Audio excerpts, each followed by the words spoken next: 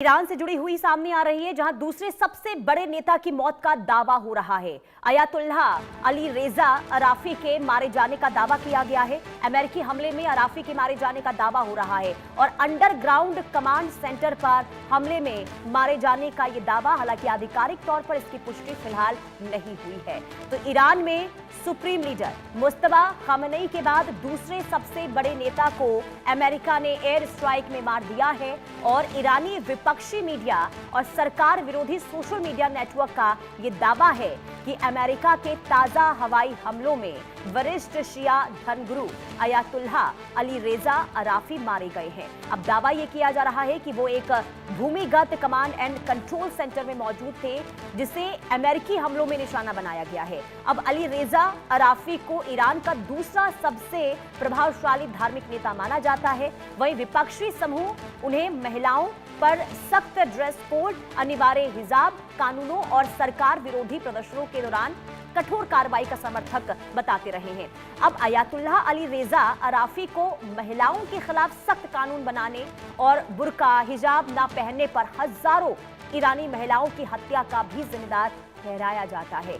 अब अयातुल्लाह अली रेजा अराफी की पहचान एक कट्टर रूढ़िवादी धार्मिक नेता के तौर पर है और ये 2019 से ईरान के गार्डियन काउंसिल के सदस्य हैं और 2022 से असेंबली ऑफ एक्सपर्ट्स के सदस्य भी हैं, जो ईरान के सर्वोच्च नेता का चयन करने वाले संवैधानिक संस्था है। अब 2026 में अयातुल्लाह अली खामेनी की मृत्यु के बाद उन्हें इंटरिम लीडरशिप काउंसिल का सदस्य बनाया गया था, जिसने नई सर्वोच्च नेता के चयन तक देश के नेतृत्व में भूमिका निभाई।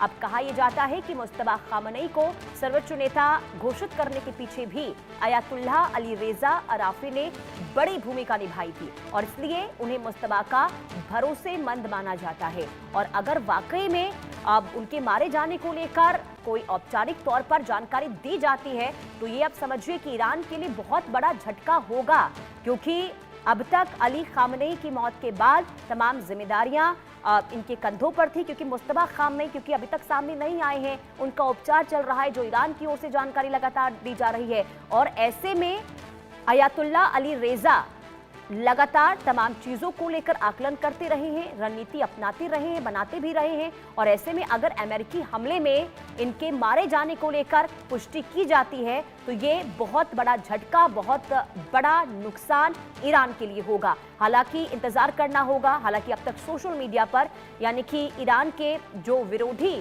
सोशल मीडिया कई ऐसे अकाउंट्स हैं जिसके जरिए ये दावा हो रहा है और ये कहा गया है कि अमेरिकी हमले में अली रेजा मारे गए हैं। तो ये बड़ी खबर आपको बता रहे हैं। हालांकि देखिए, अगर ऐसा होता है तो ईरान में कई ऐसी महिलाएं हैं जो इनके रूढ़िवादी कदमों को लेकर काफी परेशान होती रही हैं, तो उनके अंदर जरूर देखिए ये बहुत राहत की खबर उनके लिए होगी। लेकिन IRGC के लिए और साथ ही साथ क्योंकि सुप्रीम लीडर मुस्तफा खामेनी के बाद ये दूसरे नंबर के नेता थे जो ईरान के को लेकर तमाम रणनीतियां अपनाते थे।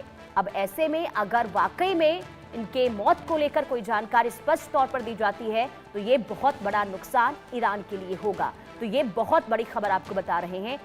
हिजाब वाले मौलाना के रूप में इनकी पहचान भी होती रही है और मुस्तफा के काफ़ी करीबी रहे हैं। मुस्तफा जब सुप्रीम लीडर के तौर पर उनका चयन हुआ था, तो बताया जा रहा है कि इन्होंने ही नाम सजेस्ट किया था, आगे बढ़ाया था और इसके बाद उन्हें सुप्रीम लीडर के तौर पर, यानी कि मुस्तफा खामेनी को सुप्रीम लीडर के तौर पर उनका चयन हुआ था।